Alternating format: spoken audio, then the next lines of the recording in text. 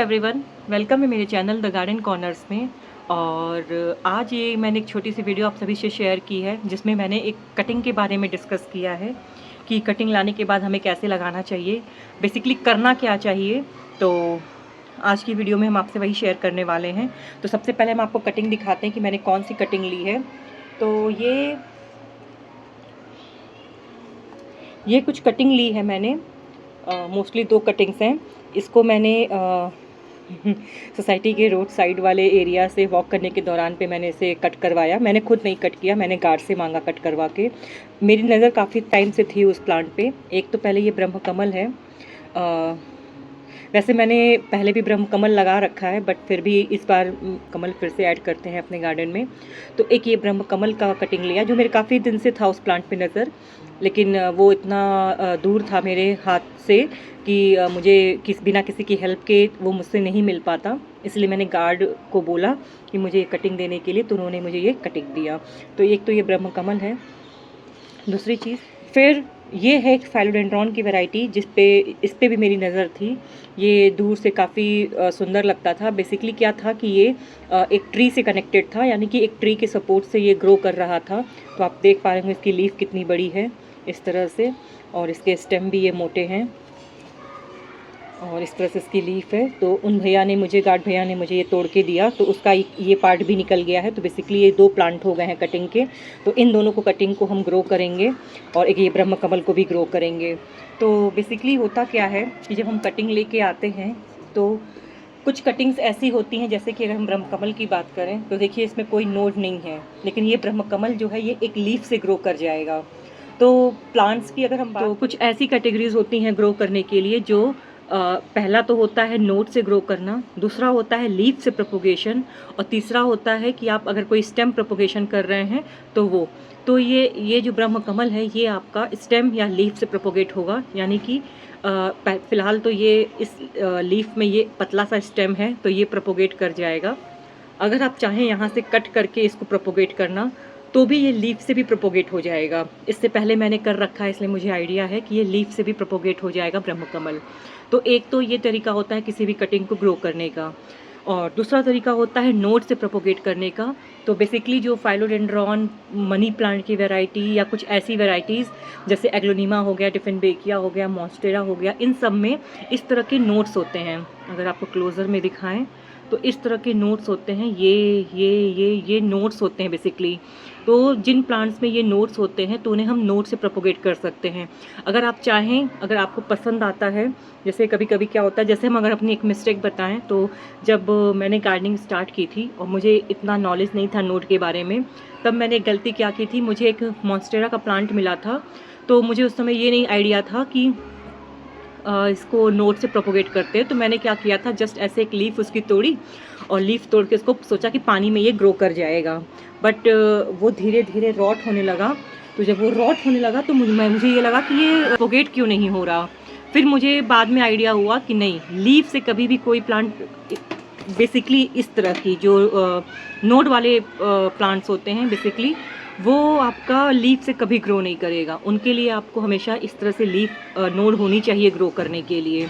तो फिर मैंने जब दोबारा मॉन्स्टेरा ग्रो किया तो फिर मैंने उसमें एक लीफ के पास का एक ये नोड पोर्शन रखा, जैसे कि अगर इसको हम ग्रो करेंगे अगर पानी में, तो ये जो उसका नोड पोर्शन है तो ये हम पानी में डालेंगे तो ये इसके रूट्स निकलेंगे। तो वो गलती जो मेरी थी उससे मैंने सीखा कि नोड वाले प्लांट को ग्रो करने के लिए नोड्स ज़रूर होने चाहिए। तो एक तो ये बात होती है। आप कटिंग लाने के बाद अगर उसमें नोड है तो आप पानी में भी ग्रो कर सकते हैं, आप डायरेक्ट सॉइल में ग्रो कर सकते हैं। जैसे कि ये बारिश का सीज़न चल रहा है तो आप इसे डायरेक्ट सॉइल में भी ग्रो कर सकते हैं। तो आज जो मैंने डिसाइड किया वो यही डिसाइड किया कि इसको हम सॉइल में ग्रो करेंगे और पानी में भी ग्रो कर सकते हैं। जैसे कि अगर हम आपको दिखाएं, वो जो मेरा मॉन्स्टेरा रखा हुआ है, अगर वो देखिए वो, तो ये वही मॉन्स्टेरा जिसका मैंने आपसे अपडेट शेयर किया था कि एक अपडेट वीडियो में कि ये मेरा मॉन्स्टेरा अच्छा ग्रो नहीं कर रहा है, नीचे से इसके रूट्स जो हैं वो रॉट हो गए हैं। तो रॉट होने के बाद जो नीचे का पोर्शन था वो बिल्कुल ऐसे ही था। तो मैंने उसको जस्ट क्या किया कि पानी में ग्रो किया है। अभी आपको हम क्लोज़र से दिखाएंगे कि उस मॉन्स्टेरा में जो पानी में जब से मैंने डाला है, विदिन अ वीक उसमें छोटे छोटे रूट्स डेवलप हो गए हैं, क्योंकि बारिश का सीज़न है इस टाइम पे, और बारिश के सीज़न में प्लांट्स अच्छे ग्रो करते हैं, कटिंग्स बहुत जल्दी लगती है। तो ये तो था पानी का अपडेट। तो बारिश के सीज़न में प्लांट की जो कटिंग होती है वो सॉइल में भी बहुत तेज़ी से ग्रो करती है। इसके लिए मैंने यही डिसाइड किया कि इन सारी कटिंग्स को हम डायरेक्टली सॉइल में लगाएंगे। तो कटिंग के बारे में तो जो मैंने बताया कि एक तो स्टेम या लीफ प्रोपोगेशन होता है, दूसरा नोट प्रोपोगेशन होता है। इस तरह के जो नोट्स अगर आसानी से आपको मिल जाएं तो इस तरह से आप उनको प्रोपोगेट कर सकते हैं। बेसिकली सॉइल में भी आप कर सकते हैं, आप वाटर में भी कर सकते हैं। अगर आप बिगिनर हैं, अगर आपने अभी हाल ही में प्लांट लगाना शुरू किया है, तो सबसे बेस्ट तरीका है कि आप इसको पानी में ग्रो कीजिए। पानी में ग्रो करने के बाद इसमें जब काफ़ी सारे रूट्स निकल जाएंगे तब उसको आप सॉइल में ट्रांसफ़र कीजिए। और सॉइल में भी जब तभी ट्रांसफ़र कीजिए जब मौसम फेवरेबल हो प्लांट्स के लिए, यानी कि तेज़ गर्मी में नहीं, तेज़ ठंड में नहीं। हमेशा प्लांट को ऐसे समय पे ट्रांसफ़र करना चाहिए जब वो उसकी जो कंडीशन है, उनकी जो एनवायरनमेंट है, जो उनका ग्रो करने का फेज़ होता है, उसमें वो अडेप्ट कर ले। तो कभी भी पानी से सॉइल में जब आप चेंज करेंगे तो कभी भी वो प्लांट आपका ख़राब नहीं होगा, हमेशा वो ग्रो करेगा। तो ये रहा। अभी जैसा मेरे केस में क्या है कि मुझे काफ़ी टाइम से ग्रो करते करते आइडिया हो गया है, तो मुझे पता है कि ये प्लांट मेरा सॉइल में ग्रो कर जाएगा। और एक तो बारिश का सीज़न भी है, तो ये डबल चांस है, मतलब ये अपॉर्चुनिटी जो है वो डबल है। मतलब एक तो सॉइल में भी हम ग्रो करा लेंगे और दूसरा मौसम भी मेरा साथ देगा, तो इसलिए ये प्लांट कटिंग मेरा सॉइल में ग्रो कर जाएगा। तो अब मैंने यही डिसाइड किया, इसको सॉइल में ग्रो करेंगे। तो सॉइल में ग्रो करने के लिए जो मैंने मीडिया तैयार किया है वो आप सभी से शेयर करेंगे। प्लीज़ बैकग्राउंड नॉइज़ को आप इग्नोर कीजिएगा, बच्चे खेल रहे हैं, छुट्टी का दिन है आज। तो ये तो था कटिंग को। मीडिया कैसे तैयार करना है, तो मीडिया भी आप कई तरह का से लोग यूज़ करते हैं। पहला तो कोकोपीट यूज़ करते हैं, प्योर कोकोपीट में आप डाल सकते हैं, प्योर कोकोपीट में भी कटिंग लगा सकते हैं। कुछ लोग बालू में भी ग्रो करते हैं और कुछ लोग परलाइट में भी ग्रो करते हैं। ये सब प्लेन मतलब कि प्लेन कोकोपीट में एक कटिंग ग्रो किया, एक प्लेन परलाइट में एक कटिंग ग्रो किया और एक बालू में एक कटिंग ग्रो किया। सिंपल कुछ भी इसमें मिक्स नहीं करना होता, कोई भी चीज़ नहीं, ये जस्ट उसमें डालना होता है और ये कटिंग ग्रो करती है और इसमें रूट्स आने स्टार्ट हो जाते हैं। तो इस तरह से होता है। अगर आपके पास चिकनी मिट्टी है या कोई ऐसी टाइट मिट्टी है तो उसमें कटिंग जल्दी ग्रो नहीं करेगी, उसमें बहुत समय लगेगा और दूसरा रॉट होने के भी चांसेस रहेंगे। तो अगर ऐसा आप सॉइल मीडिया चूज़ करते हैं तो ऐसी चीज़ चूज़ कीजिएगा जिसमें कटिंग जल्दी ग्रो कर जाए। तो ये तो रहा सॉइल मीडिया की बात। बट फिर भी अगर हम आपसे शेयर करेंगे कि कटिंग ग्रो करने के लिए कैसा मीडिया चूज़ करें, तो जो मैंने सॉइल मिक्सचर अपने सभी प्लांट्स के लिए हम बनाते हैं बिल्कुल वेल ड्रेन, जिसमें मैंने राइस हस्क और ये बालू और ये सारी चीज़ें मिला के जो मैंने सॉइल मीडिया तैयार किया है, तो उस सॉइल मीडिया में हम अपने इस प्लांट को कटिंग को लगाएंगे। तो आपसे वो मीडिया शेयर करते हैं कि मैंने कैसे सॉइल मीडिया तैयार किया है। उसके बाद इसको पॉट में फिल करके फिर हम आपसे मिलते हैं।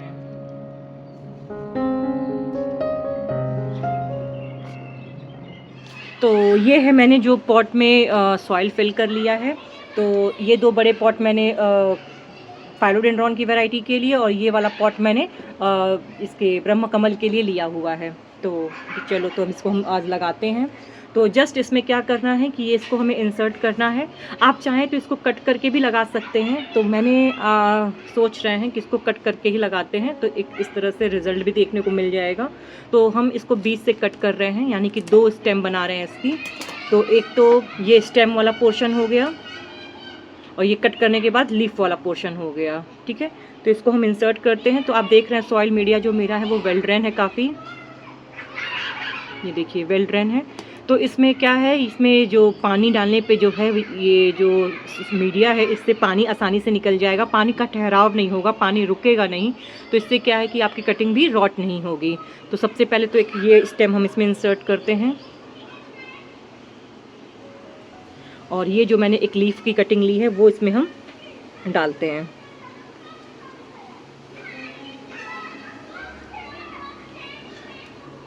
तो इस तरह से मैंने ये ब्रह्म कमल की कटिंग को लगा दिया है इसमें।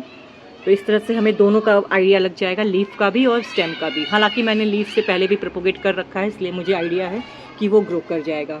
अच्छा, अब बात करते हैं इस फाइलोडेंड्रॉन की कटिंग के लिए।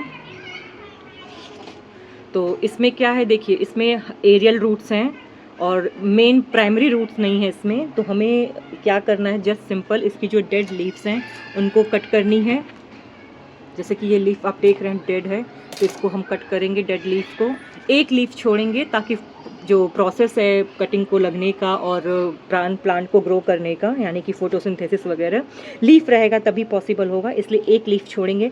वैसे अगर लीफ नहीं भी रहता तो भी ये नोट प्रोपोगेट हो जाता, बट ये टाइम लगता, इस नोट को प्रोपोगेट होने में समय जाता अगर इसमें लीफ नहीं रहता तो, अगर आप केवल और केवल नोट डालते। मैंने कुछ नोट्स लगाए हुए हैं प्रोपोगेशन में, तो अभी उसका ग्रोथ अभी शो नहीं हुआ है, लेकिन हाँ वो रॉट भी नहीं हुआ है। और इससे पहले भी मैंने नोट से प्रोपोगेट कर रखा है कुछ कटिंग्स, तो श्योर है कि ये ग्रो हो जाएगा। तो एक तो मैंने ये किया। अगर आपके में लीफ नहीं है तो आप नोट से भी प्रोपोगेट कर सकते हैं, बस थोड़ा समय जाता है उस चीज़ में। अच्छा, अब जो दूसरी कटिंग थी ये इसकी, जैसे मैंने अभी दिखाया था आपको कि एक लीफ कट कर दी थी, और ये इसकी बड़ी बड़ी 2 लीफ हैं, 3 लीफ हैं, ये एक नया ग्रोथ, हाँ इसका एक नया ग्रोथ ये आ रहा है, और ये चौथी इसकी लीफ है। तो सबसे अच्छा और ये भी रहेगा कि हम इसकी चौथी लीफ को भी कट कर देते हैं इस तरह से, ताकि प्लांट जो है वो ज़्यादा एनर्जी अपनी रूट्स को ग्रो करने में लगाए। तो इस तरह से मैंने इसमें ये कटिंग को भी इंसर्ट किया, इस तरह से, जस्ट लाइक दैट। और जो इसके एरियल रूट्स हैं इनको भी हम सॉइल में फिक्स करेंगे, ताकि इसकी भी हेल्प से प्लांट जो है वो ग्रो करे। एरियल रूट्स जो हमारे प्लांट में निकलते हैं बेसिकली वो इसीलिए निकलते हैं क्योंकि बारिश के दिनों में जो हमारे इन्वायरमेंट में ह्यूमिडिटी होती है, पानी की मात्रा ज़्यादा होती है, नमी में, जो प्लांट्स के लिए बेस्ट होता है, इसीलिए एरियल रूट्स तेज़ी से ग्रो करते हैं। तो इस तरह से मैंने कर दिया। थोड़ा सा सॉइल इसमें हम डालेंगे, और इस तरह कटिंग लगाने के बाद इसमें आप वाटरिंग करें।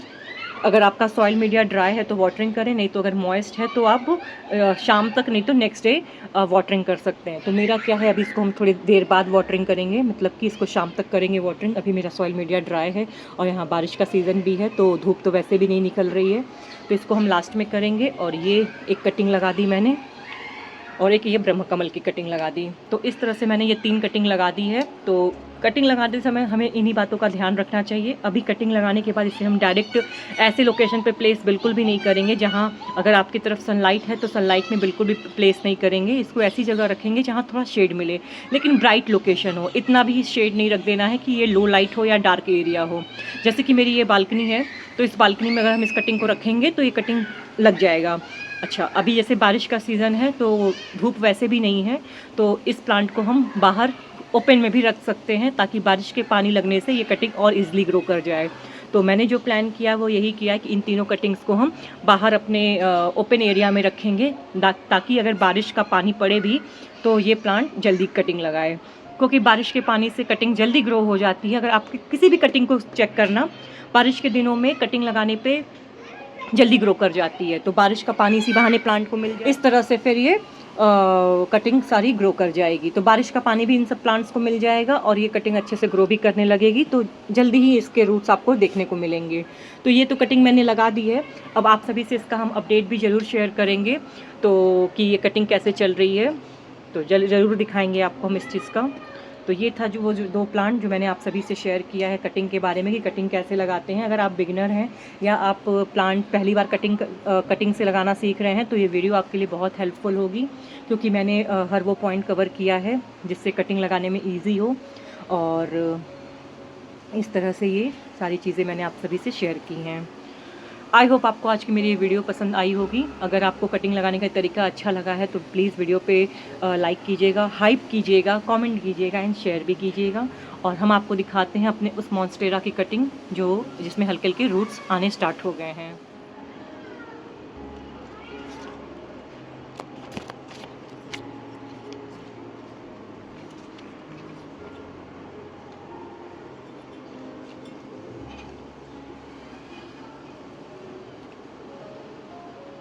देख रहे हैं, ये विद इन अ वीक ये रूट्स डेवलप हुए हैं।